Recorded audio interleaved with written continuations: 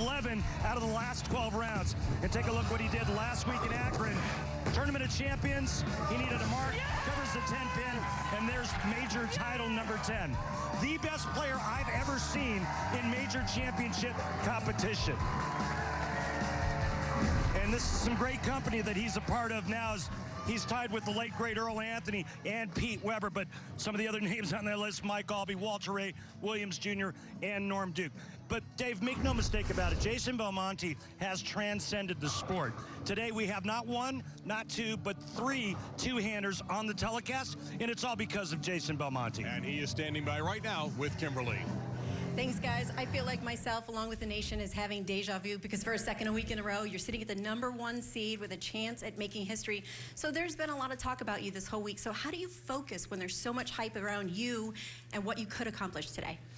Yeah, well, every time I put my feet on these approaches, my mind is clear. I don't think about anything or anyone. I just think about the 5 steps that I'm about to do, the way that I'm going to throw the ball, and then when I come off the approach, then I can start thinking about other things. But I've got a job to do. That's all that's on my mind, and hopefully I can execute today properly, and the pins will be kind. All right, well, we will see you in the final match. Guys, we're going to send it back to you. I swear these two have had more airtime than Regis and Kathy Lee together. So this is event 6 of the season. We started with 120. We're down to 5. 18 games of qualifying to get to 24. Then match play. Then 42 games to get to the TV finals. And, of course, your top 5 advancing to Stepladder finals. And we'll show you the results a little bit later on about players 6 through 24. The Fro Wigs are out in place. The first of our matches today featuring Kyle Troup and E.J. Tackett, a rev rate special for you to get you out of the gate here in Columbus. And right behind him there, behind E.J. Tackett as well, is Guppy Troup. And you'll see him throughout the match rooting on his son.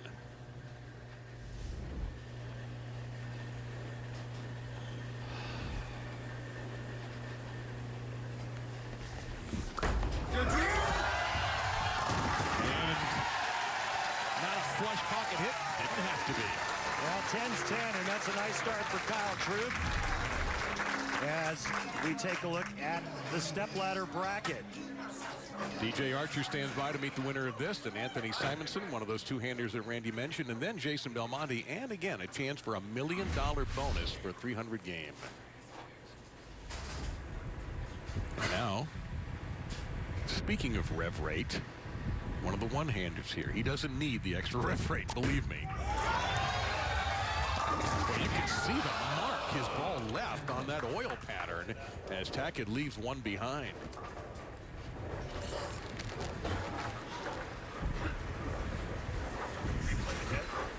A very unusual 10-pin that was left there. Normally, it's a ringing 10 where the 6-pin flies around the 10, or the flat 10 where the 6-pin kind of lays in the right channel. That was neither one of those. What is going to be is a spare for Tackett. The pattern we have not seen a lot on the PBA Tour over the years came back to Columbus, the dragon pattern. Yeah, that's the new pattern for the PBA Tour, but this outside part of the lane is out of bounds. Players get the ball into that area, the ball's going to slide forever. 45 feet in length. Keep in mind, folks, the lane is only 60 feet in length overall.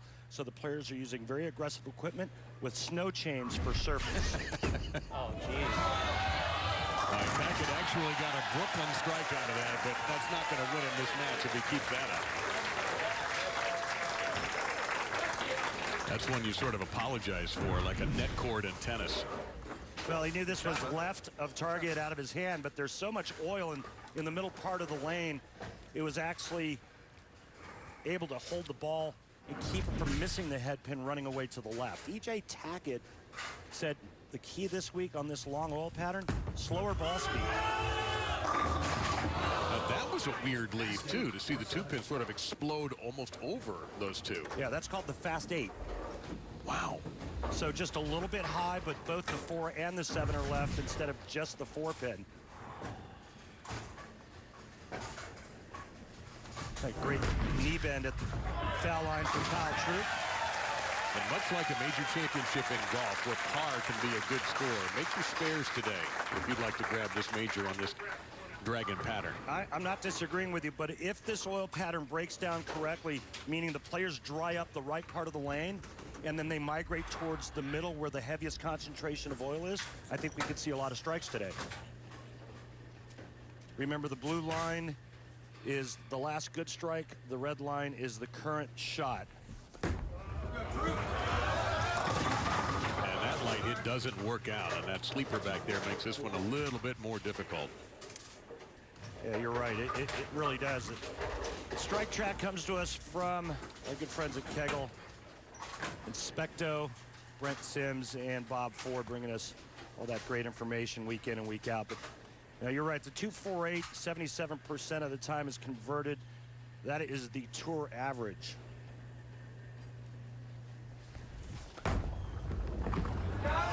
Perfect. So the second major on the calendar for these PBA stars. Oh, that was pretty good.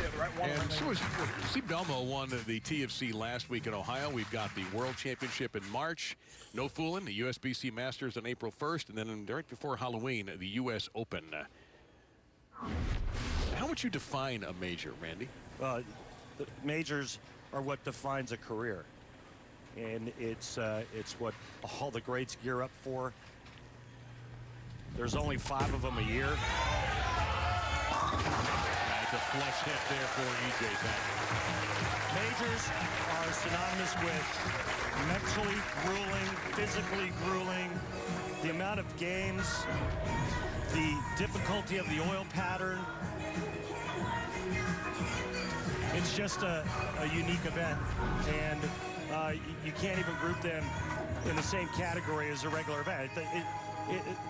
Just the feeling of walking into the center, knowing that there's a major starting at the beginning of the week, the practice that goes into it's what every player dreams of putting on their resume.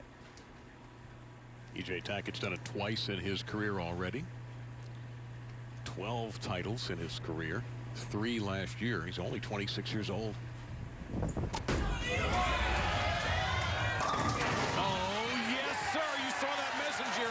Creeping in from the side to erase the sting of the ringer. Now this is a great break for E.J. for a change. He gets the pin to roll across and take the ring 10 out. The 6 pin already went around the 10. It was gone. He got a little help from his friends. That shot deserved the help, quite honestly. That was flush. And Troup down early. And he gets a sweep on the 10 to thrust himself back into this. And there's his dad, one of the legends, one of the style legends of the PBA. We've got a little footage of Guppy that you're gonna understand where Kyle got his fashion sense. Kimberly, you understand though that Kyle's not 100% healthy. No, he is not. So Kyle almost missed his chance at making the TV finals because early on in match play on Friday, he started to get a sharp pain in his right hand and he could barely close it. So I asked him today how it's doing, and he said it's better because on the day off he iced it, but it's still pretty tight. But he said he is looking forward to the adrenaline show again. So he doesn't feel the pain anymore. What he has is he pulled the tendon in his ring finger. So that ring finger that sits in that finger hole, there's a tendon. When you put too much pressure on that tendon, it'll start to pull. It'll go all the way up the hand. I've actually seen players pull a tendon where it went all the way to the elbow. Ooh. That's exactly what Kyle's got, and there's only one way to cure it. It's rest and time off. So that sounds like a fairly common problem. It's happened a lot. It used to happen a lot more in the 80s and 90s because we used to grab the finger holes a lot more than the players do today. Well, he continued to it bowling for E.J. Tackett. You can see those lines, red and blue, married. 4 in a row for Tackett. Yeah, he's splitting boards on the right lane. And real good shape now. 10 pin in the first, followed by a 4-bagger. And his speed control has been epic. Within a half a mile of an hour of every shot. Last week we saw him at about the 19-mile-an-hour range. This week, 17. And that's because the longer oil pattern, the lanes are slicker, more ice on the pavement. He's got to throw it slower to get his ball to react. And it came in just a little bit through the face. He told us it felt unusual, and he described it by speaking slowly because he felt that was the best way to get his point across and how much he had to change his ball speed. Well, typically what players will do is they'll just kind of sync their mind and body to what they're trying to do with the bowling ball. So if it's throwing it slower, they'll walk slower, they'll talk slower, their mannerisms, everything's slower, and vice versa. And that's what we saw with EJ this week.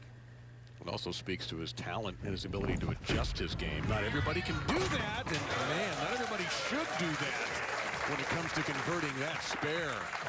EJ Tackett, though, has the advantage. PBA on Fox, sponsored by Go Bowling.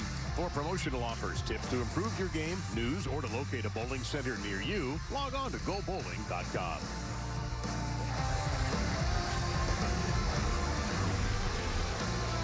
Something else that's critical today, because you're getting triple points, is the PBA playoff. The top 24 qualify for this, and we've got everybody here just about except for DJ Archer. Jason Belmonte has got a sizable lead on EJ Tackett, and there you see pages 11 through 20. DJ Archer, number 13. Chris Barnes had a good week this week. He made a move up into 15. The top 24 will get an opportunity. This is presented to you, by the way, by our friends at Volvo. And right now, the cutoff line is Kyle Sherman with Darren Tang and Patrick Girard right there. Zach Wilkins was in the final 24 this week. Tom Smallwood there as well. So there's a lot going on here today, but the focus at the moment is on these two bowlers, Kyle Troup and EJ Tackett. The wee Iceman, Norm Duke, in 30th, hanging around. He never goes away, and we don't want him to. Nope.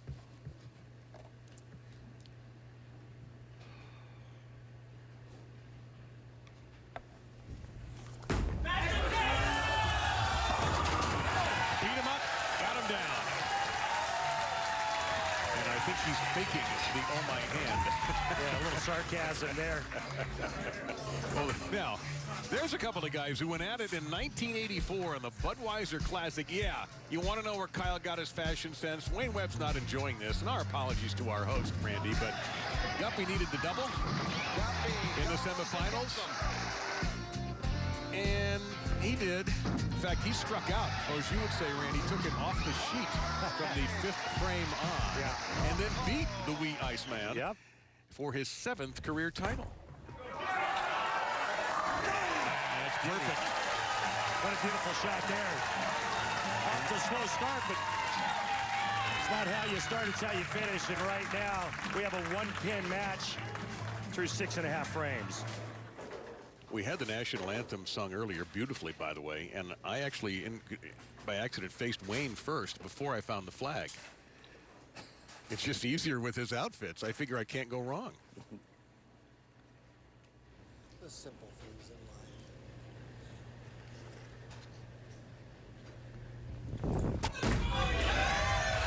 EJ Tackett coming in a long way. He was near that out-of-bounds area that you referenced earlier. Man. Well, let's take a look at what makes EJ Tackett so good. And I think a lot of it is his footwork, but it's his beautiful arm swing. Notice how the swing comes out away from him, and I want you to watch what he does on the way down. Go ahead and run it, guys. Look at how it tucks to the inside of that down line, and that enables him to get his hand and wrist in a perfect position to create all that power. That's my boys. Well, they are racking up the strikes, so after a little bit of a tentative start, this match, Tackett did have a 23-pin lead. It's down to 1.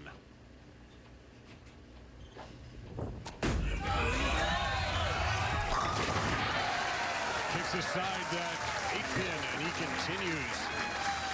Well, EJ Tackett knows how to win majors, and when you talk about majors, how about a Tiger Woods reference? When they talk about Tiger Woods, they don't talk about how many wins he has. They talk about how many major wins he has and how close he's getting to Jack Nicklaus's major wins. Jack's got 18, Tiger's got 14. That's the defining moment. When you're a player and you can talk about how many majors you won, that's really all that matters. Kyle Troup looking for his first. Again, that flush didn't have to be. Troup isn't going anywhere. And he's going to ask for a re-rack. None of these strikes have been pick-worthy yet, but you know he's got a pick in the pocket. The WBC super middleweight title fight is on FS1. Former champion and #1 contender Anthony Durrell looks to reclaim the titles. He battles the #2 contender Abni Yildirim Saturday at 10 p.m. Eastern on FS1 and the Fox Sports app.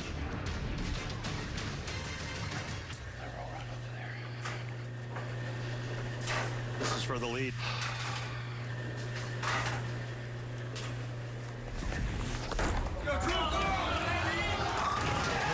Absolutely perfect. If there's one thing we've learned about watching Kyle Troup on TV, he's not afraid. We watched him make that big change, that big move in Lubbock in the 10th frame to win a match. Kyle Troup has the Maple Moxie. And that was a beautiful shot to take the lead for the first time in this match. Now, the cameras love him. He loves the cameras. He's never going to be shy on television. And he's absolutely an adrenaline bowler. Now, E.J. Tackett's been magnificent, and he all of a sudden trails. This is a must-have strike. Gotta hurry. Oh, wide right.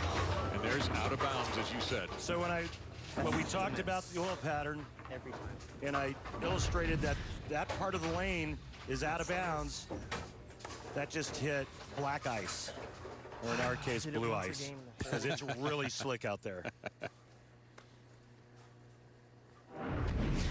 Yeah, it's the one part of the lane that even a great player can't overcome. That was almost an arrow right down lane. Now he's got to recover. He's got to be clean here in the 9th. They'll take care of that.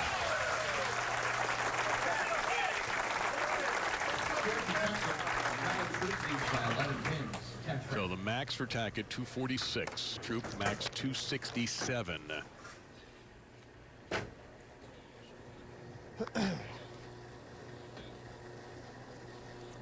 And if you thought the strike in the 9th was must strike, this is a must strike again for E.J. Tackett. Kyle Troup has drained the last 6.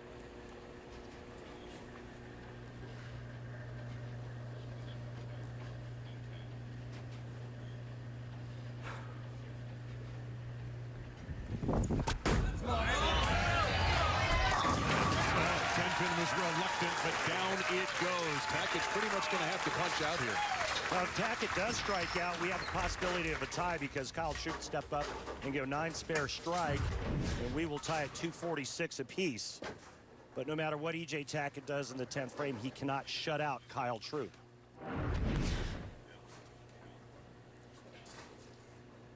Looking at one of the true stars on the PBA tour. Last few years, especially. 11 titles in the last 3 seasons.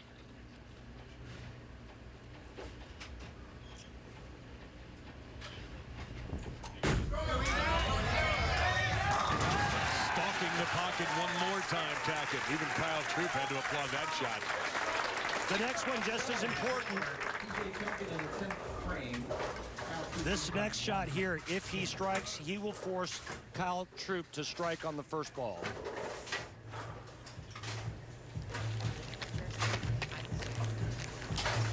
Taking a re-rack. Of course, that's how Kyle Troup made the show. He was dueling Chris Barnes, who ended up finishing 6th, and Troup did the math and knew exactly how he had to finish and executed that finish perfectly to get past the Hall of Famer and get on the show. So EJ didn't like the way the pins looked down there, so he requested a re-rack. Sometimes players just use that to take a breath. Absolutely. Or buying some time, or making Kyle Troup sit for a little bit. Quiet 10. 245 for E.J. Tackett, and believe it or not, it might not be enough. Well, now for Troup, he can go 9 spare strike and win by 1. That's how important that shot was. And there's E.J. Tackett letting you know just how important it was. Remember, this is a major championship. He's got to his credit.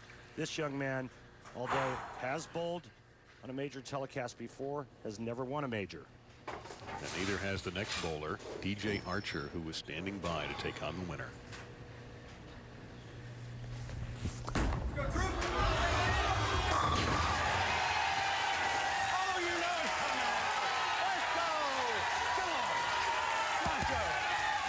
He found a strike that was pick-worthy. Well, that was daddy lockups right there. When that went through the pins and all 10 were in the pit, Kyle Troup knew that he was moving on to take on DJ Archer.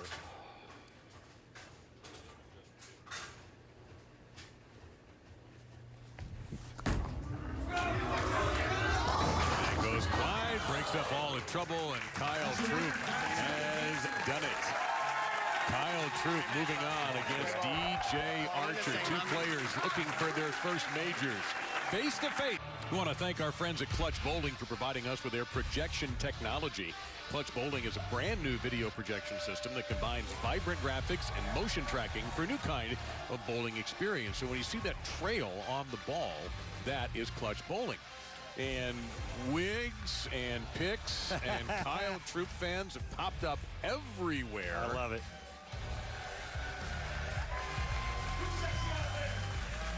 And Kyle Troup coming from behind to defeat two-time major winner E.J. Tackett. Kyle Troup 255 to 245. Look at that finish after a couple of spares in lane 3, excuse me, in the frames 2 and 3. Let's take a look now. Let's revisit our dragon oil pattern, what has happened so far. All right, so here's where all the traffic is. You can see it's lighter there. And as this area dries out, the players are going to migrate this way because they're looking for more of that dark blue stuff. When it gets time for Belmonte to take the lanes, don't be surprised if you see him lofting it halfway to this point in the air to avoid the dry part of the lane. And there might not be anybody any better. Maybe Marshall Kent at actually lofting the ball. We time for our Flow Bowling tournament highlights. And speaking of Kyle Troup, he shot 300 in the last round of match play to help him solidify that 5th seed. Chris Barnes, man, boy, what a week he had. Everybody was rooting for him. A couple of bad breaks late. Chris finished at 6, but a great showing. Missed the show by 33.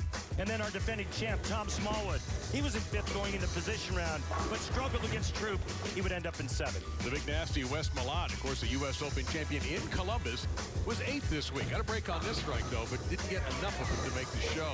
We mentioned Marshall Kent just a moment ago. Strong player. He always shows up well in major championships. He finished in 9th place. Sean Rash is having a giant year so far in 2019. A top 10 finish for Sean. So competition began a few days ago. We take a look. Chris Barnes, by the way, he had some awful breaks in the final day of match play. He could have easily made this show. Tom Smallwood, who won it here last year, 7th. Tom Doherty had a strong performance. So did Zach Wilkins, Tommy Jones, Bill O'Neill. Brad Miller's bowled very well lately, and he finished in the 15th spot. Jesper Svensson. Hey, we finally found the left-hander. Well, Zach Wilkins, too. Yeah. But Stu Williams, A.J. Chapman, Thomas Larson, and, of course, Oscar Palermo and his unbelievable effect on pins everywhere. And here you see our other 4 who made it into match play competition. 120 players to start. And now we're down to 4. And here, Danny James Archer, DJ Archer out of Spring, Texas. 2 bowlers looking for their first major championship. One of them is going to get a little bit closer to it when that match comes up after this.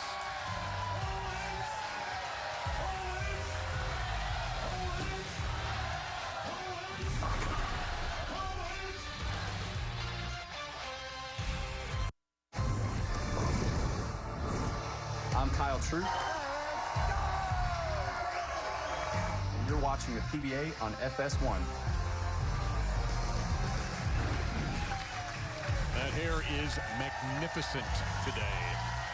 And so was his performance in Game 1, defeating a two-time major champion E.J. Tackett. He'll take on DJ Archer next. Meantime, coming up next on FS1, Seton Hall takes on Creighton, and Phil Booth, number 13 Villanova, face off with Shamori Pons and St. John's. Good to see the Red Storm looking better these days. A Big East doubleheader in FS1 and the Fox Sports app.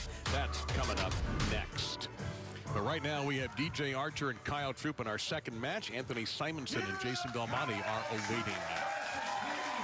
And of course, $1 million bonus for 300 games from the PBA and Fox in the championship. And Jason Belmonte going for an 11th major and PBA history. But first, two players looking for major championship number 1. Yes, and then just freeze with the towel.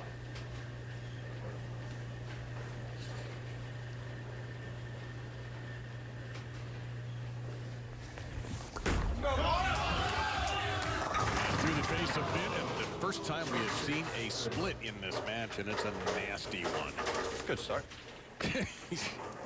And sarcastically applauded by Kyle Troup with the 4-6. Yeah, right through the nose, leaving the 4 and the 6.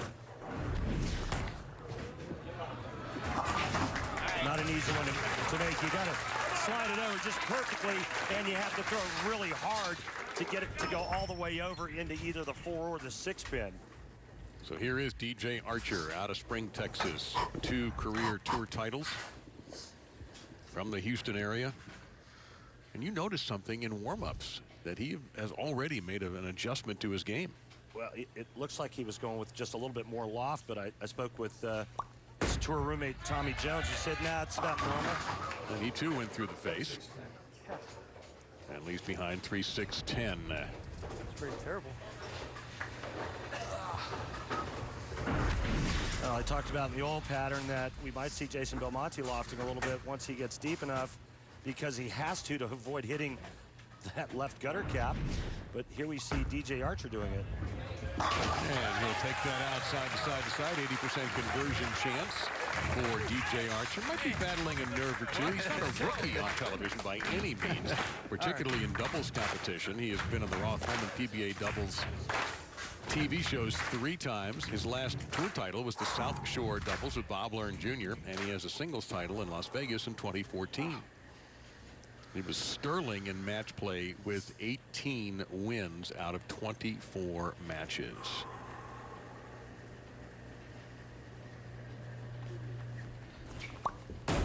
Much better. It is much better. Now, what is the advantage he is gaining by lofting or lobbing that ball out there? Well, typically when a player lofts it, it's to try to get the ball to not hook. The ball can't hook when it's in the air. DJ, this is just part of his style. He catches so much of it at the bottom of the swing that this keeps the ball from hooking early and helps him to get it down the lane, because not only does he really get on it, meaning power at the release point, but he also throws it slower.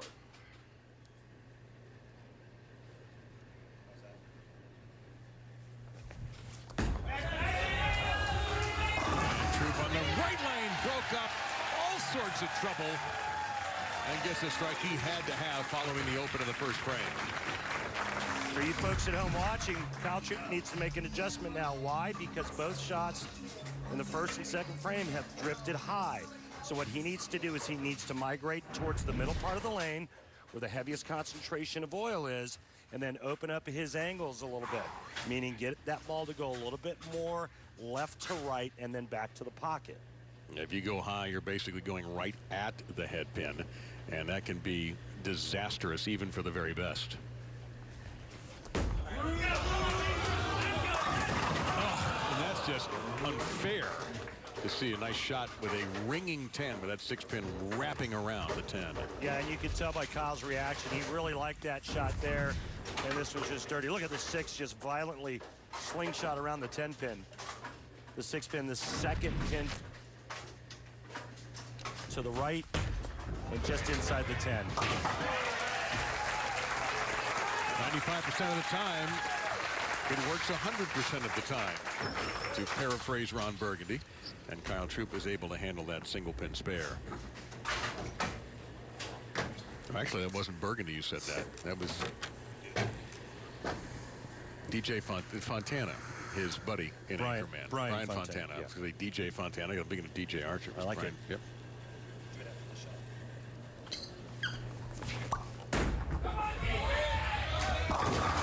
Archer, we've seen that one left already today by Kyle Troup at 2-4-8, and that 8-pin back there called a sleeper can be tricky. Take a look at DJ Archer's style. Very forward with the upper body lean. I mean, look at that. That's just incredible how forward he is. Typically, we see that with players that throw with two hands.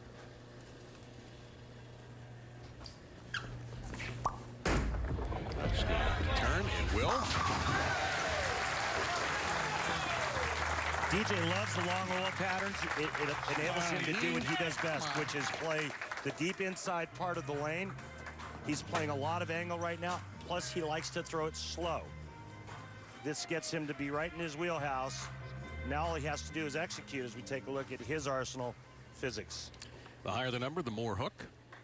And much like in golf, you know, when you have certain golf courses that just look good to the eye for players, it's Absolutely. the same thing with oil patterns in bowling. And you could look at the dullness of that bowling ball. That just shows you how rough the surface is and how much surface the players are using on this extremely long pattern. DJ Archer picks up the strike in the fourth. That gives us a chance to check in with Kimberly Pressler. Thanks, guys. So, EJ, let's talk about that ninth frame when your ball went wide. Yeah, it was just a bad shot. It was my miss this week. I was trying to throw the ball so slow, and about once a game, my hand would just go around it. Well, put your analyst hat on for a second here and tell me what's happening with the lanes. Well, they're breaking down pretty good. The oil is pretty thin on the lane. This pattern's pretty long, so the oil's spread out pretty thin. And as it breaks down, the guys are just going to move farther and farther left and try to use a little more rotation on their bowling ball and keep their speed really slow. And that was the keys to success this week on this pattern. All right, thank you so much for your time. Well, just like I said, every time we visit the oil patterns, we take a look at the messenger coming to take out the 10-pin. But that's what the players do. And even though the pattern's really long, a little bit thin up front with the hot lights here on the televised finals pair, that front part of the lane starts to break down pretty quick. So what the players do is they move farther left, and then they start to take to the air. Kyle Troup not there yet, but he's capable of lofting the ball as well. He is on that left lane that he has not struck on yet in this game. Until now, and he buried it. Absolutely perfect. That makes that Troup force him down there pretty happy.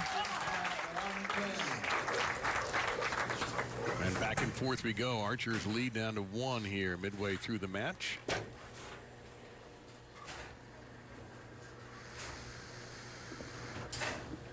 Archer, a national champion on West Texas A&M bowling team. 4th in the 04 UBC Masters, his highest performance in a major to date. And that's got to hurry, and he has a 2-4-10. The location was bad. It was too far right and kind of got to that real slick part of the lane. So tight. Outside, you see how far right it gets? Now, he just said that thing is so tight, obviously referring to the lane. What does he mean by a tight lane? Slick, oily, icy. No friction. Going for it. No. He's trying to kick that 2 over. And suddenly Archer had that 1-pin lead. He now trails by 13 through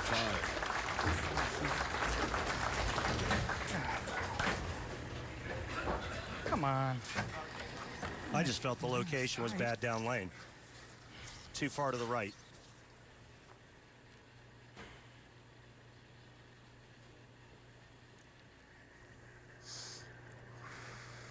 And Troup will be moving to the right lane where he has struck both times so far. So this is a big shot right here. Perfect. Nice. Split apart the 8 and the 9. And DJ Archer recovered the only way he could have with a strike to stay alive in this battle with Kyle Troup. 2 players. What kind of world do you want to live in? I want to bring families closer together. I want to bring pride back to our communities. I want people to wear what they want. I want us to be free to talk about mental health. I want humanity to reconnect with nature. I want sustainable to be the solution, not the alternative. Make the world you want. You've got the power, we've got the tools.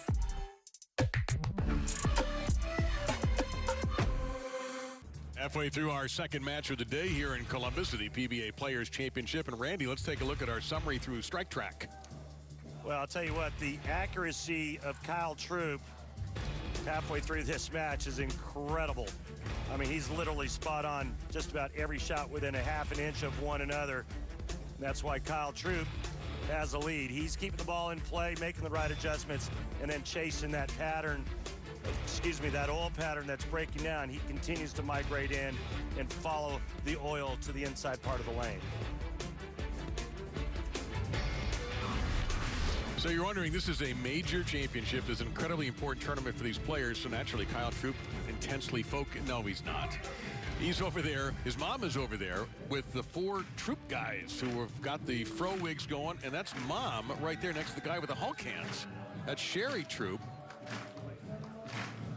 So, and Kyle is listening to something on his phone. And, of course, there's Guppy with Wayne Webb, who's now developed the afro wig, which wasn't far off from the hair he had on the clip we showed earlier today. So, yeah, it's... he goes, okay, now I got to get to work. I feel like I'm at Woodstock. Don't take the brown acid. Just be careful of that.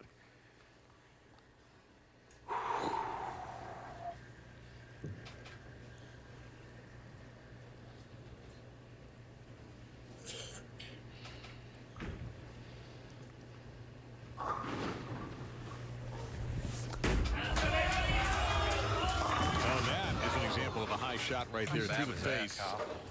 But there was so much time in between shots for Kyle Troup. That's not always an easy thing to do, to throw a shot out of a break. Yeah, we always used to call it the dreaded commercial break, because as players, we get into a rhythm, and then when you have to sit for a spell, it's usually not a good thing. And that shot there was definitely left of target for Kyle Troup. He'll try to put that in the pocket, and he misses. I mean, Belmonte said I was going to chop that, so at least I did.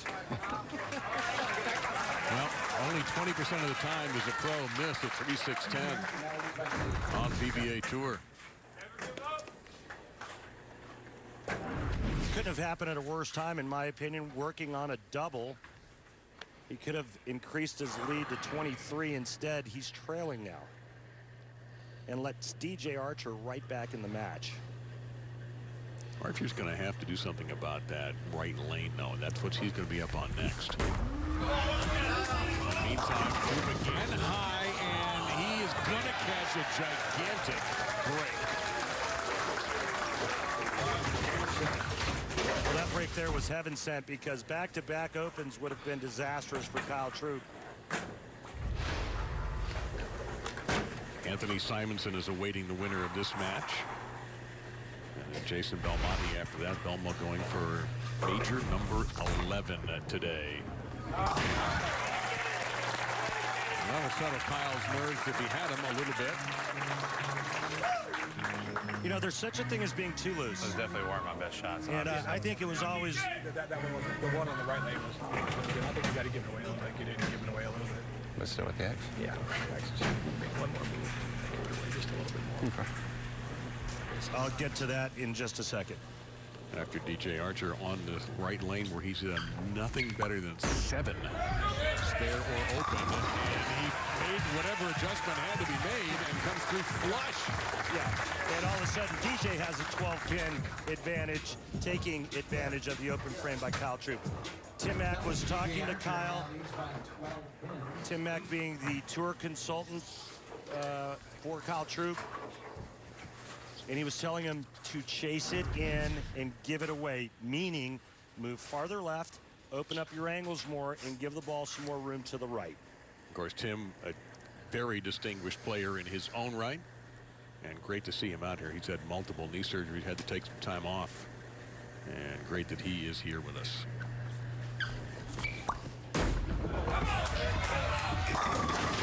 He had his arm in the air, thought he had it, and ended up with a soft 10.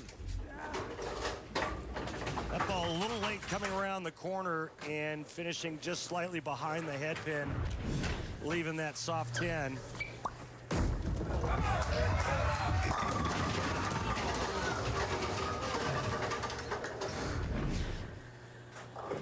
Let's spare here. They'll still have an 11-pin lead. 95% of the time, tour average. The pros make that.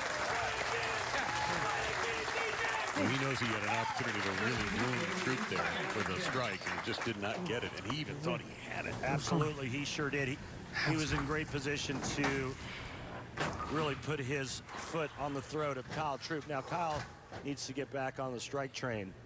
And you see how close they are in max scores, just 1 pin difference. And Troup in that 300, it was in qualifying match play, and got him back in when he was looking like he wasn't going to make the show. That 300 really got him going, and perhaps that strike would get him going as well. Remember how long this pattern is at 45 feet. The players were hesitant to open up their angles too much for fear of the ball doing this, going light. So that's why the players threw it slow. Once they moved in and they opened up their angles, they had to throw it slow enough to get the ball to come around the corner and actually face the pocket. Well, it's a nice recovery because he had a couple of shaky frames. And you get 2 re-racks per game. Kyle has taken one of his. And again, if you're not familiar with that, a re-rack is just a reset of the pin. Sometimes the players don't like the look. And sometimes, quite honestly, it's the same thing as a 30-second timeout in basketball.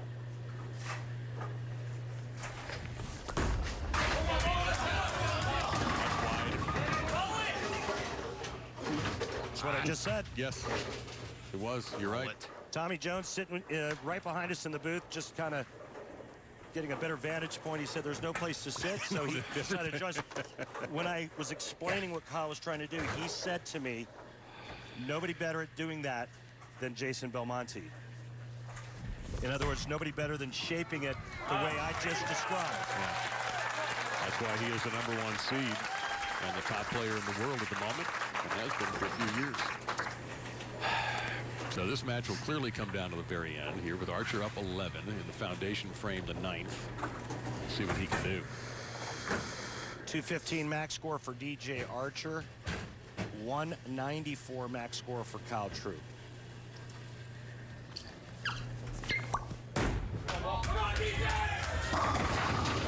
Goalposts down.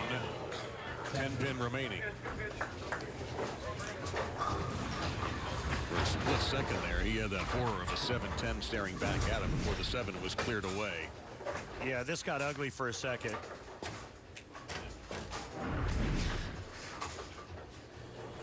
A spare here, 2 strikes in the 10th frame, and DJ Archer will advance and take on Anthony Simonsen. Remember, triple points here for this major.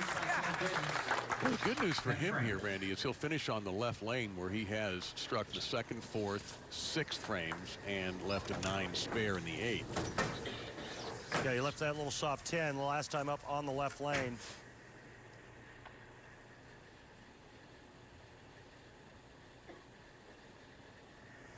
Taking his time. Yeah, Kyle Troup may be in a position where he can't do anything here. DJ Archer will dictate this match.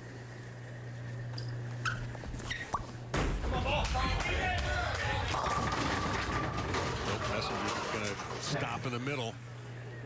Well, guess what? Kyle Troup's not done yet. Nope, absolutely not now. Spare here and a strike. Kyle Troup needs to strike out to win by 1.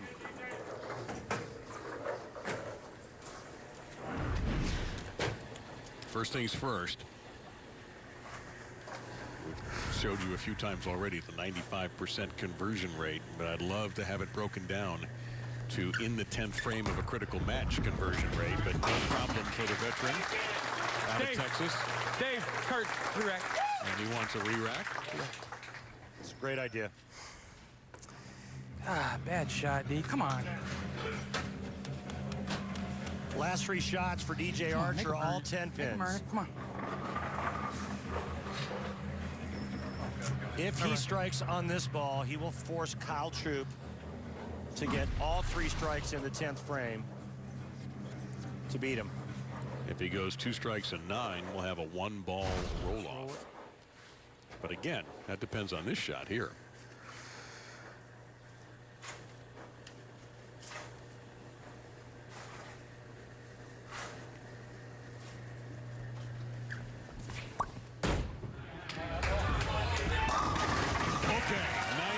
reluctant, but kicked aside. Did he throw that a little harder? It just faced the pocket perfectly and almost went right by the 9-pin. But let me just say this. To a bowler's psyche, needing 3 strikes in the 10th frame, a heck of a lot harder than needing 2 strikes in 9. If he gets 9 there, that's why that strike is so big. That strike with the fill shot is huge. Now he has to have all 3 to win. Well, this lane, he's done well so far. He struck 3 times. He didn't like it. He didn't like it. He got a break. Well, we saw E.J. Tackett get a Brooklyn strike last week to advance. He had a Brooklyn strike today. He had a Brooklyn strike today, but he didn't advance. He did it against Josh Blanchard last week. And as a player, you never want to win that way. Better than that.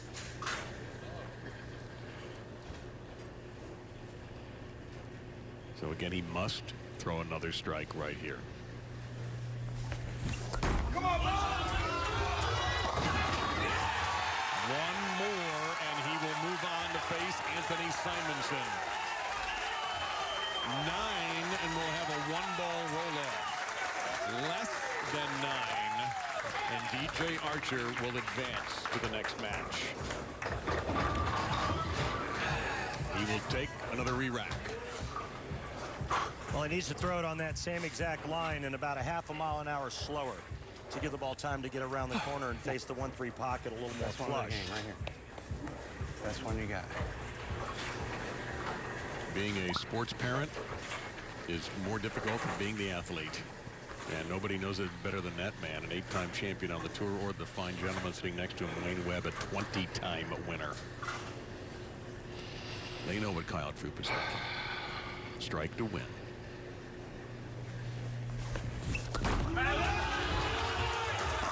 He's moving on.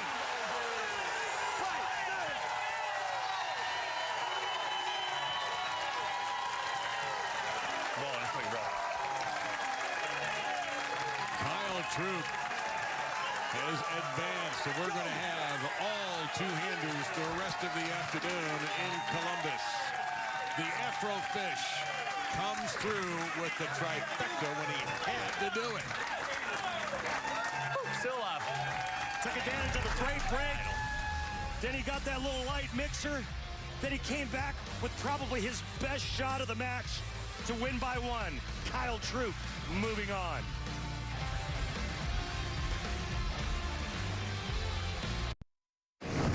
So in 2013 in North Brunswick, New Jersey, Jason Belmonte won the first of his USBC Masters titles. He was the tournament leader and defeated Wes Milan in a high-scoring affair, 258 to 245. 2017 in Las Vegas, nearly perfect.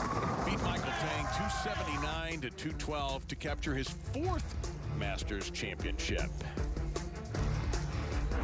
Now, we had 120 players to begin here at Wayne Webb's Columbus Bowl. They had to bowl 42 games to cut it down to 5. And now we are down to 3, and they're all 2-handers. It'll be Kyle Troup, the number 5 seed, who has defeated E.J. Tackett and DJ Archer. He's done with initials. Now it's Anthony Simonsen and then Jason Belmonte to meet the winner. And let's bring in my partner, Randy Peterson, with today's track technique. Yeah, why not do it on the 3 2-handers? Even though they throw with 2 hands, they all look completely different. Kyle Troup takes really long steps getting to the foul line. I want you to look at his spine angle when he gets there. Simonson's head dips, then he gets much flatter. And then there's Belmonte. Watch how much straighter up and down he is. But the one thing they all have in common, well, it's the position of the backswing and how they hold the bowling ball right before they deliver it into the foul line. Well, Kyle Troup. Am I starting? The answer is, are you starting? Certainly looks like it. A couple of real good guys on the tour, too. These two, Kyle Troup, Anthony Simonsen. Kyle at 27 years old. There is Anthony at 22. He owns a major championship. Kyle looking for number 1. This is the second of the majors on the PBA calendar. You saw one last week with Jason Belmonte winning the Tournament of Champions. The stakes are higher. The points are higher. Everything is just elevated, and you can sense it when you walk in. Kyle Troup going with a ball change. And across again, he goes Brooklyn, crosses that Brooklyn bridge, and gets a strike. Why do you think he changed? Well, I don't know. He changed from an asymmetrical ball to a symmetrical ball. So he went to a ball that has a smaller engine in it. And I'm thinking that the reason why is so that he could get some more down lane reaction. Something that's a little bit cleaner through the front will store energy longer and then come around the corner a little bit harder. I'm pretty sure that's why he went to that. And Anthony Simonsen just buries 10 alive in the pit. Anthony won 2 times last year. 2 songs. In Middletown, Delaware, and Owasso. I wish these guys were more nervous. They are. They're just hiding it with humor. Yeah. Simonsen's playing the lanes completely different. And he said in his interview yesterday that he was going to do that. He said, if it's there, I'm going to play right of everybody else. I'll have that part of the lane to myself.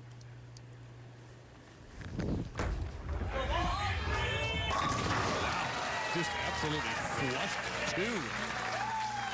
Solid start for Simonsen. Went up and topped it. Watch his eyes right before he lets go. They look right down at the foul line. That's where he targets. That's pretty straight.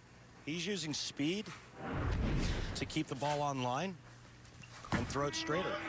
Troup, second shot with a new ball, and uh-oh. So there's that back-end reaction that I was telling you he was looking for, and that time he came up to bite him. Come on. Leave him with 3-4-7. All right, Randy, the question is, and that's an unusual lead, by the way, the 3-4-7. Do you consider that Kyle would go back to the old ball? Never, by the way, Randy's showing you the way to make this difficult shot, but would you consider him going back to the other one? No. Okay. Nope. Yeah, and that's, we don't have a percentage on the 3-4-7 because it's rarely left. It's an unusual one to say the least. Yeah, Dave, to answer your question, I don't think he goes back to the ball that he was originally using. I think he goes to something else. You know, you're using one ball and you make a ball change, you don't go back to the original ball and play it safe. He's using an idle now. He was using a Code X. So he went to less hook. And changed this. Oh my goodness, the messenger shot out of a cannon. An air pick shot. Watch this ball go through the pins, and then look at this. Looks like looks like the back part of the lane turned into a mosh pit. Wow. And you see he's looking at his right hand, as was Kimberly reported earlier. Kyle is dealing with an injury with the ring finger of his right hand, a tendon most likely.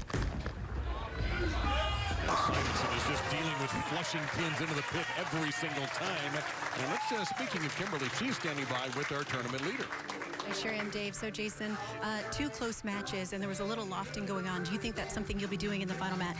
Yeah, I don't know. I mean, the transitions happened now. You can see the guys have kind of eased into it after that second match. I think if the lanes get a little bit more drier in the front, you could see some of the guys move a little further left and get to lofting. But in my little practice session back then, didn't need to. So we'll see what the lanes say, and we'll make a decision then. And you have another crack at that million. Is that on the mind tonight? No, I'm not thinking about it today. You know, if it starts off well, great. If not, no worries. All right, thanks for your time. I'll let you get back to practice. Messenger's going to drop into the pit there. Belmo, thank you very much, and Kimberly as well. That was a great shot by Simonsen as he was working on the front 3 strikes. Well, he's come out smoking right now. I mean, you know, he's had to wait a little while, and he was more than ready when this match started. Again, 95% tour average.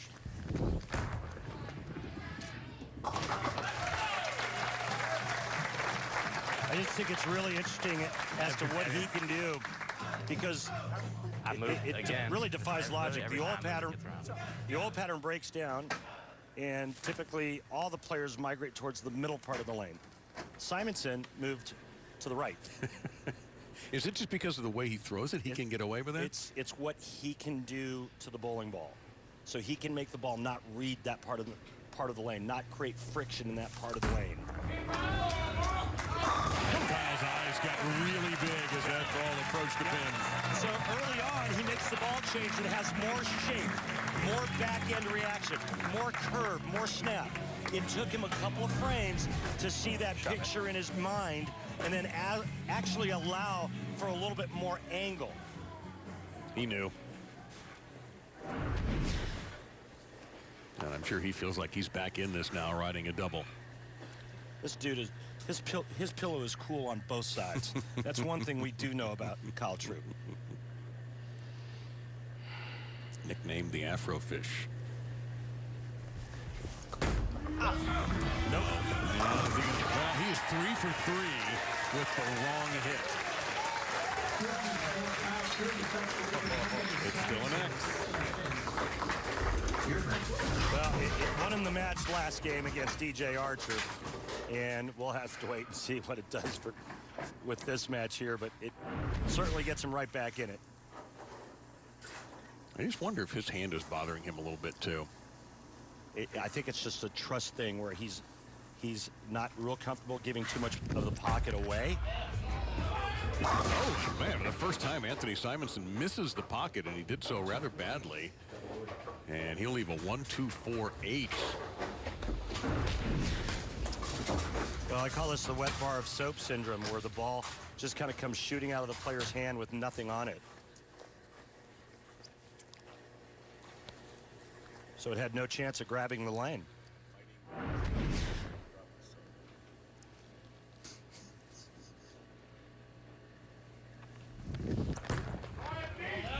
Got to go through the...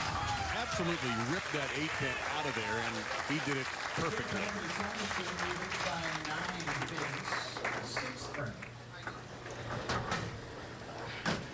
And he's using phase 2, so the middle of the 3 levels of hook. Again, the higher number equals more hook. Let's see if that last shot phases him on this next shot. Thank you, David Caruso. Yeah, CSI Miami? Yeah. The only thing missing were the sunglasses. And then Roger Daltrey. There we go. That's the look we saw from Anthony Simonsen when he showed up for this match. A violent strike. Yeah. Anthony Simonsen has a major. He's the youngest to win a PBA major. He did it when he was 19 years and 39 days old when he won the USBC Masters. He's trying to double that output today. Yeah. I'm Jason Belmonte. Number 10! 10! And you're watching the PBA on FS1. And you will see Jason in the next match here at Wayne Webb's Columbus Bowl in Ohio. And time for a look at strike track comparison. And our subject here is Kyle Troup. Yeah, and it's all about where he started and where he is now location-wise at the arrows. You can see the 19th board. That's just 1 inch right of the middle arrow. That's where he started. Look where he is now. Good 6 boards to the left. Break point's still the same. He's made a ball change, and so the entire shape of what he's trying to create is different now because the lanes have transitioned. The front part of the lane is dried up, and that's forcing the players in. So Kyle Troup down 9, but riding 3 in a row against Anthony Simonsen. All two-handers from here on in. The max scores reflect just a 1-pin difference, 266, 265, if they strike out. This is for the lead, Dave. Let's go! And he's got it. Earlier, we noticed a couple of times he was staring at that ring finger, Kimberly. You had a chance to get an update? I did. I spoke with him, and he said during the break, Kyle spoke with his ball rep, Jim Callahan, and said his right hand is now shooting pain up his ring finger since that last shot on the left hand. So he talked about making sure he does not hit up on the ball, but make sure the ball rolls off his hand. Yeah, so basically he's not really able to manhandle it at the bottom. You know, Kyle Troup and the two-handers, one of their assets is power. And he said, you know what, I've got to back off on that a little bit to keep my finger from exploding. Well, he did not get the messenger that time that he had a couple of those earlier. He doesn't mind making the pins explode. And as Randy mentioned earlier, the only thing that Kyle can do in that situation as far as his hand goes is just rest. And he doesn't want to rest for the next 35 minutes or so. Really? That was good timing on that. Well, he made it. It's all that matters. Yeah. Seventh frame. Simonsen can take a 10-pin lead with a strike. The light. And it's just called for The ball path line went off in like my third step. If we can cut that off earlier. So distracted a little bit was Troup on that, but he still made the shot. Mentioned on the way into break, Anthony Simonsen, what he did when he was 19 years old in 2016. Also that same year, he won the Roth-Holman doubles as partner then Connor Pickford. And just marching down the lane to another strike for Simonsen.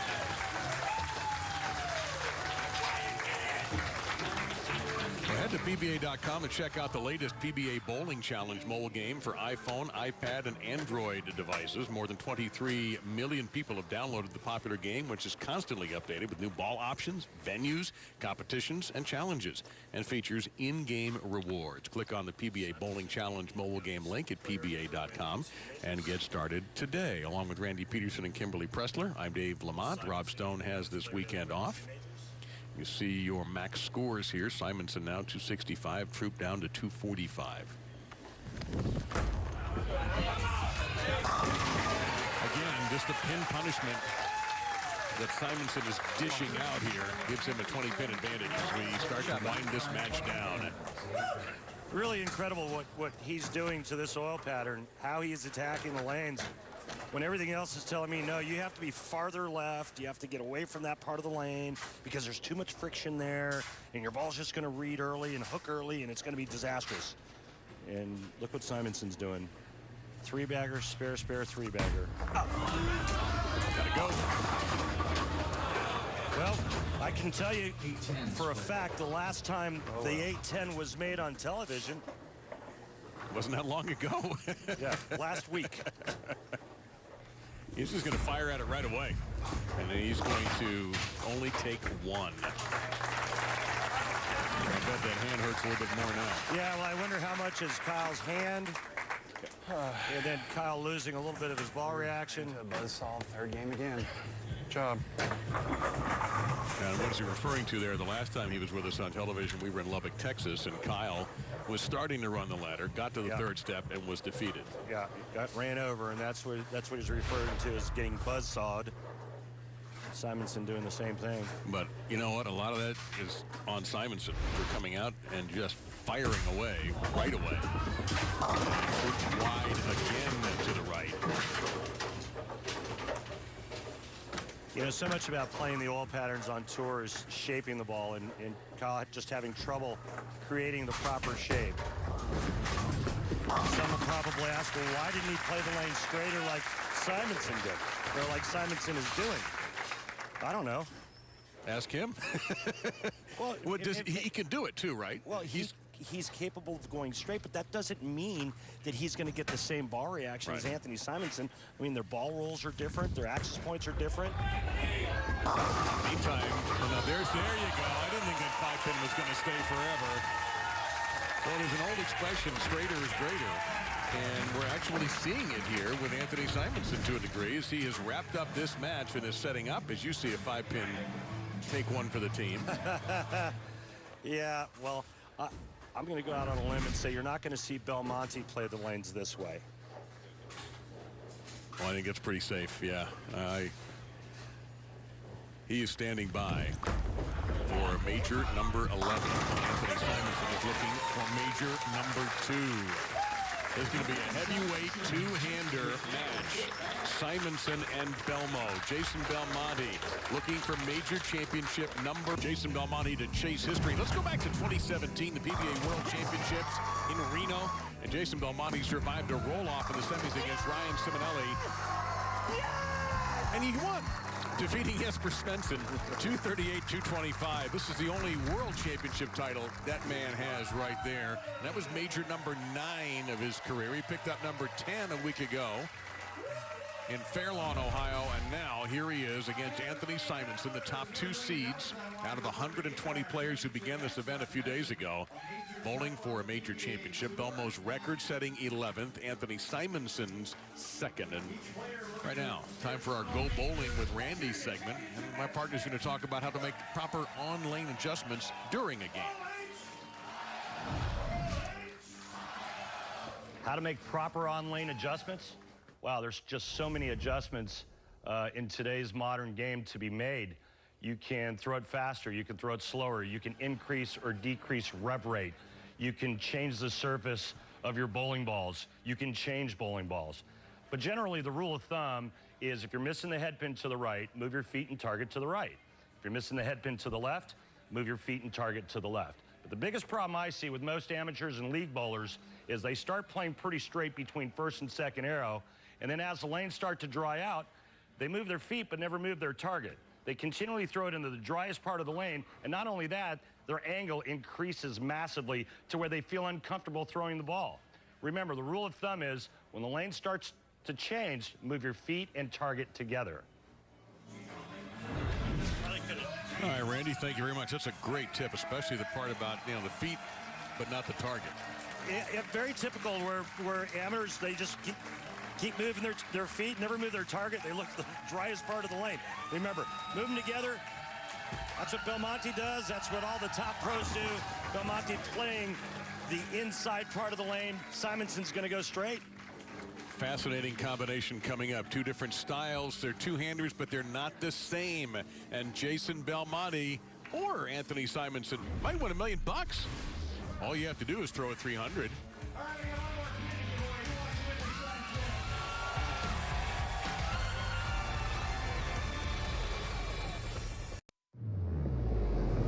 PBA on Fox, brought to you by Go Bowling. For promotional offers, tips to improve your game, news, or to locate a bowling center near you, log on to gobowling.com.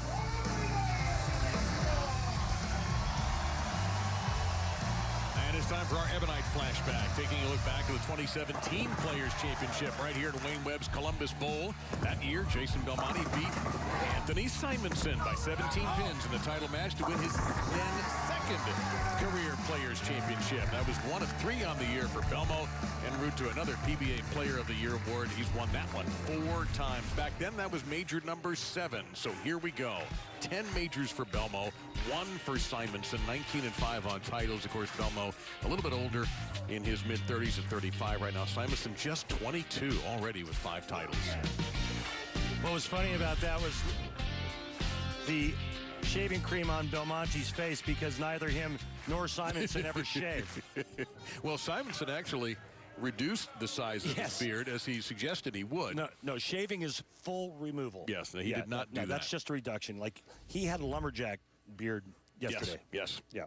And he actually has a beard consultant that helped him with that decision. Now he's how do you got. How do you have a beard consultant? When you've won as many times as he has at this age, you have these spoils. Yeah, you knew that was coming. You could see that head pin shoot off of that wall. Let me get some stuff. Let me get a few my way. All right. Playing in between 3rd and 4th arrow and going with that straighter shot. Now let's see what Belmonte's going to do. Remember the history on the line. Another major. He will stand alone on the top of Mount Major with 11. Right now he stands linked with Earl Anthony and Pete Weber. And Belmo did not loft there, but he did get a strike. And our Columbia 300 fun fact, if Jason Belmonte does win today, he would tie PBA Hall of Famers Amleto Monticelli, Dick Ritker, and Wayne Webb for 12th on the all-time PBA Tour wins list with 20. And that is Wayne Webb. And Elaine actually runs everything. Elaine does all the work here. Wayne just is very busy being Wayne. And Wayne, when Wayne sees me, he'll agree with me. Yeah. I used to compete against Wayne back in the day, and he was one of the best ever.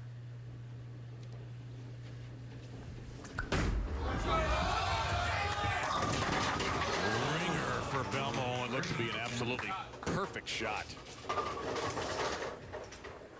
From Wayne Webb and his glory years to this man who is by far the best on the planet. And that was a vicious ring in 10. Jason Belmonte looking to go back-to-back major victories. 4-1 all-time against Simonsen. By the way, Dave, the last player to win back-to-back majors on the PBA Tour. Let me guess. He just sat down. That is correct. That was not the toughest trivia question I've ever had to deal with. Well, you know, I like to lob those softballs over the center of the plate for you. I need you to do that. I need them grooved. Yeah, it was 2014 Tournament of Champions and Masters. So you saw that these two faced off twice in match play, and they split. Again, just pumping them right down the middle. He's got some nice carry, too. 259 game one, and that was only because he got a 4 count on his last ball. We call that the fill shot. Look at the right foot going sideways. That gets his hips open early. He said he was working on a little bit different setup to try to get a little more open and get the ball into the swing a little more freedom. But what's interesting, and you touched on it in the very beginning, the 3 two-handers on the show today, but Belmonte was the guy to do it first. Yeah. Here's somebody now 12, 13 years difference between these two. There's no question that Belmonte had to have an influence on Simonsen. Yeah, without question.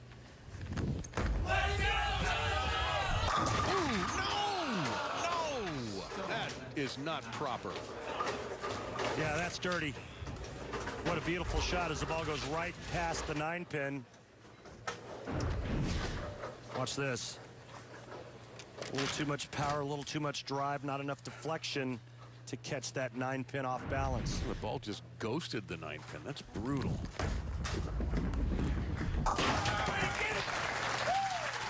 Well, Kimberly is standing by with Kyle Troup. Kimberly. Yes, I am. So, Kyle, that match looked a little bit different than your previous one. How much did your hurt hand play into this? My hand was actually feeling really good today until the 5th frame against Simo. When I threw that second Brooklyn, because I was having to catch on the pink ball just because the oil was getting down the lane, and I couldn't really hit it after that. The last 5 frames. That's why my ball really didn't want to hook too much. But Simo ball 260. This seems to be a trend. 2 shows in a row. In the 3rd game, I got 260 and 270 against me. So, it's a great week. I couldn't be any happier. And, I hope Simo wins it because he's my boy. Are you bowling next week? I'll wake up tomorrow and decide because we'll see how it feels. All right. As always, you look like you were having a great time out there. Thank you so much for your time. Yeah, we love having Kyle on the show. He'll have Indianapolis next week, by the way, Sunday, the 24th, 3 o'clock Eastern for that final at Woodland Bowl. And just hope it's not serious with his hand. Meantime, Belmonte broke up the 7-10. And, of course, makes a spare. With an early deficit, but certainly a manageable one. And he's right in the middle on that scale from 7 to 9.5 for the High Road Nano. Strike, ring 10, kind of that soft 10 in the 3rd. And Simonsen off to the quick 10-pin lead after 3 frames.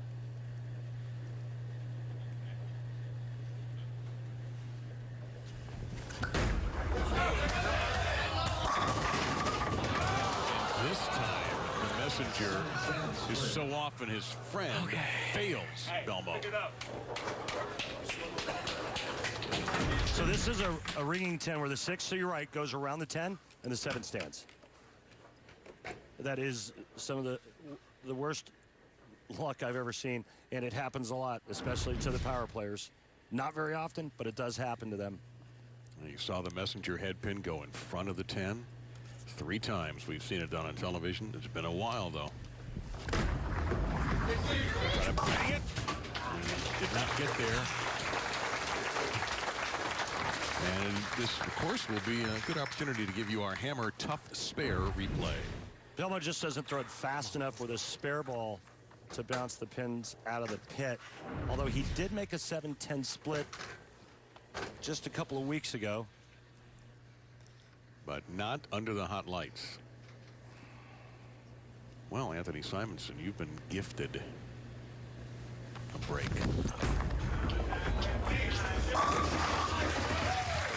So many shots have looked like that from him today. It almost looks like he's spinning it through the front part of the lane so the ball doesn't read. It doesn't grab early. No friction being created early. And he's able to play that straighter line. He is throwing it faster than our other players, though, but he has to go that straight. I can't recall, and I'm not here every week, of course, but I can't recall such conversations from the players and from you about ball speed any more than I've heard in the last 2 days. First thing I saw when I got here watching the players was how slow everyone was throwing it. And that's what Simonsen did. That's what he did early. But when he got into match play. Somebody's phone went off over here. When he got into match play, things changed, and he found this little trick where he could go a little bit straighter and kind of stay out of all of the traffic. Meaning everybody's playing in this part of the lane, he could stay right of that. That's Brad Miller on the left and PBA Commissioner Tom Clark on the right. Brad is the president of the PBA Players Committee and had a very solid week, too, by the way. Finished in the top 25th, 15th. Another good week for Brad. We saw him on the doubles telecast a few weeks ago. Oh, no. Well, he hates it. He has every reason to. That is known as a Greek church. Come on, man. They ask you to do one thing when you get here, and that's turn your phones on silent. That's all they ask you to do. Turn your phone on silent. Well, unfortunately, it was bad timing for that to happen, and I'm just going to say it was probably not intentional, but this is not a good break for Simo. This has a worse percentage conversion than the 7-10 by about half a percentage point. And all of a sudden, one fucking thing they asked you to do. We apologize for that. A little bit of language there, but Simonsen is understandably frustrated. And the one guy you don't want to give any freebies to, the one guy is right there.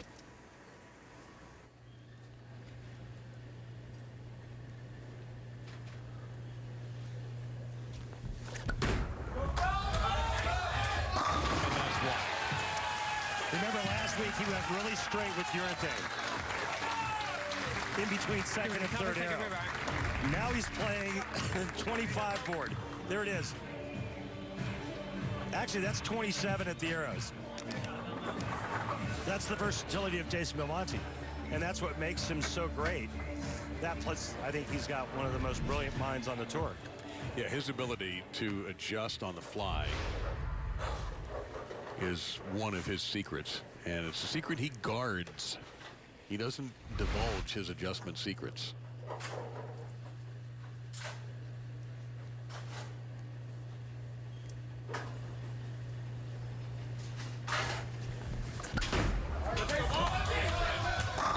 you saw it in his face. He knew. The second he threw it, he knew that he had another good one. This time he gets 10 straight back, and now Simonson's down 3, and he's got to emotionally recover from that bad 5th frame. Just a brilliant shot by Belmonte, taking advantage of the open frame. And you go back and look at Belmonte's start to this game. Ring 10, shaker 10, and then that awful pocket 7-10. Belmonte could have had the first 6 strikes easily. That's a fabulous recovery. He is 3 for 3 on that lane, and it's on for the PBA Players Championship. You know, when you talk about versatility, Simonsen's no stranger to that either. I've seen him throw it halfway down the lane. I've seen him throw it straight up first arrow and everything in between. And you have to be versatile to be able to compete at this level. The max score favors Belmo at the moment as he goes for his 11th major championship that would make him the all-time major championship leader.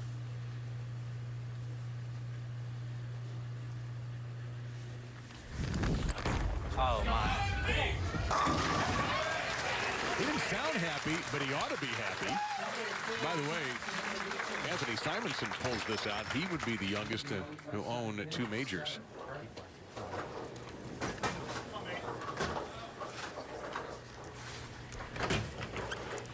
birthday. He just had one a month ago, January 6, 1997. Belmo's won those the last two. PBA Players Championship and then the Roth-Holman doubles with Bill O'Neill.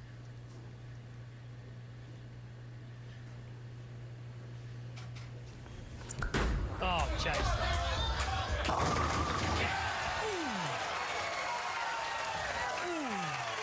Well, he thought he got it wide of target, and he did, but it had such a good touch on it. It comes back.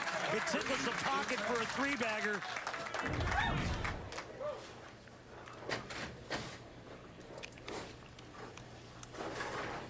Look at the rotation on that bowling ball. I don't know. Catches just enough of the 1-3. How did that make it to the pocket? Looked like it should be ticketed for illegal left turn without using a signal. Man. I mean, the thing just went sideways like somebody kicked it. Now, Belmonte working on 3 in a row can increase his lead to 13. Done. How about you?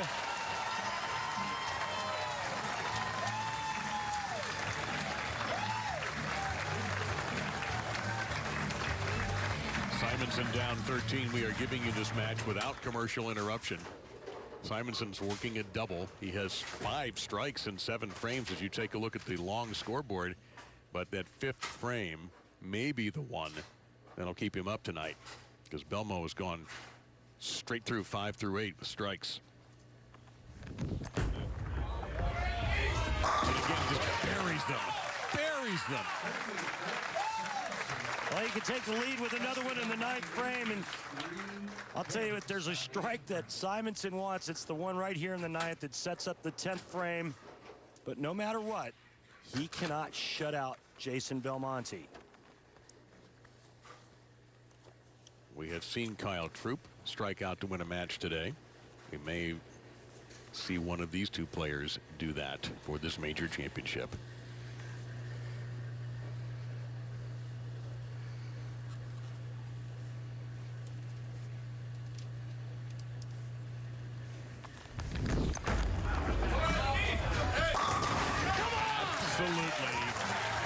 To a ball any better than what you just saw right there.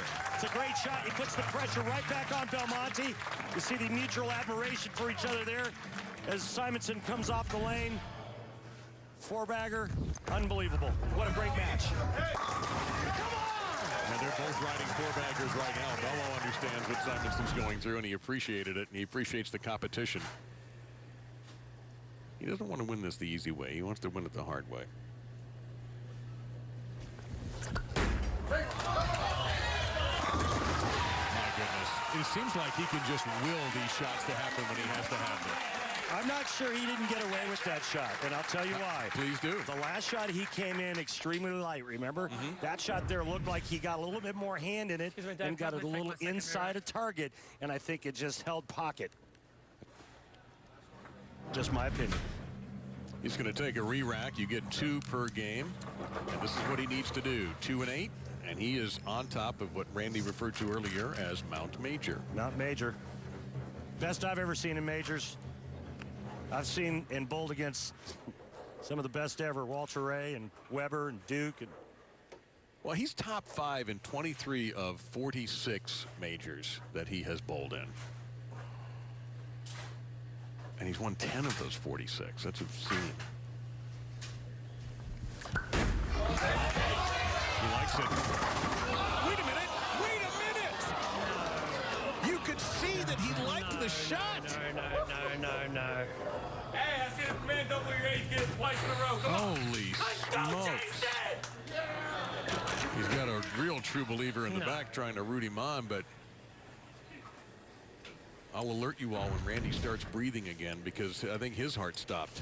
I've never seen this before, ever. Look at him, though. I looked at him, not the ball. And then it sets in because the messenger fell short of the 10. And this place is in stunned silence. In my 39 years, I've never seen anything like that. I've seen pocket 7-10s before, but not like that. That's his second one, and he's going to have to bang it. He can't get it done. Second one on the same lane. And he finishes with a 2-12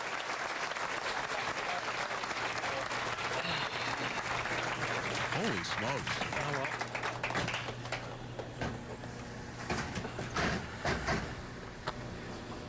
Well, Anthony Simonsen's got a mark. Sounds simple? We know otherwise. Remember Greek church in the fifth for Simonsen. But I think this is his good lane. Yeah, that was the left lane. This is on the right, and he's riding 4 in a row. But you know what? Belmo was riding 5 in a row when he got a 7-10. And that will do it! Let's go! Give me one! Let me get one!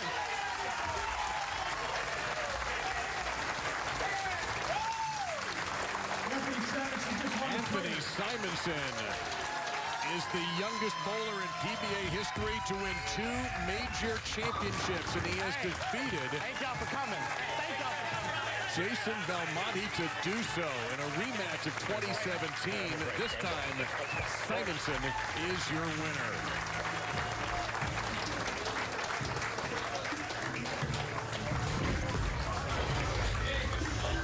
Greater was greater. And Anthony Simonsen again. Come on, 22 years old. Roto grip. Classic Dexter Vice. Thank you guys so much. Thank you. What an unbelievable match, because you had to feel like both these guys were going to win. At one point, it looked inevitable for Belmo, and yet he caught the horrid break that we're going to show you one more time. Avert your eyes if you're easily made sick. He never missed the pocket. He could have shot 300, but he left 2 of these on the same lane, the left lane, and it cost him his 11th major. Unbelievable, those 2 pocket 7-10 hits. And Jason is with Kimberly right now. Jason, you guys were fighting that out that entire match, but you had 2 7-10 splits on that left lane. What was happening with your carry? Yeah, I mean, I bowled some pretty good shots that game. The ball just wasn't quite going through the pins, obviously, the way that I would have liked. But, you know, to credit to Anthony, stepped up when he had to, especially when I had the lead, made me step up in the 10th, and that's what makes a champion, is to throw the shots, to force the other guy to do it. So congratulations, Anthony. Thank you so much, Jason. Anthony, we just talked about how hard-fought this match was. You know, and he had some high praises for you. Talk to me about what was happening on the lanes, because when everyone was going left, it looked like you were going right. Yeah, once we got into match play this week, I kind of decided to kind of camp out a little to the right, not really give the 3-pin away too much, and I was fortunate enough to pull away some streaks. The 5th frame, little distraction. I just put that behind me. I knew I had a good ball reaction. Just had to make a couple good shots. And, you know, 2 years ago when I bowled Belmo in the finals, he got the hits. This year it didn't go his way. To beat one of the best bowlers in the world, I'm truly speechless. You are the youngest person ever to win 2 majors. Put into words how that feels. Incredible. You know, I didn't really have any words when I won the Masters. And then to have number 2, like I said, I'm really just speechless.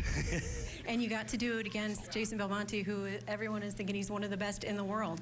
Yeah, he's a guy that, you know, I've been bowling 2-handed all my life. Once Jason got on the scene, and, you know, I saw somebody that, oh, you can do this, you know, he's a big motivation for me. I want to be the best in the world, and, you know, you got to start by beating him. Anyone you want to dedicate this to? I just want to thank a couple friends that came out and watched the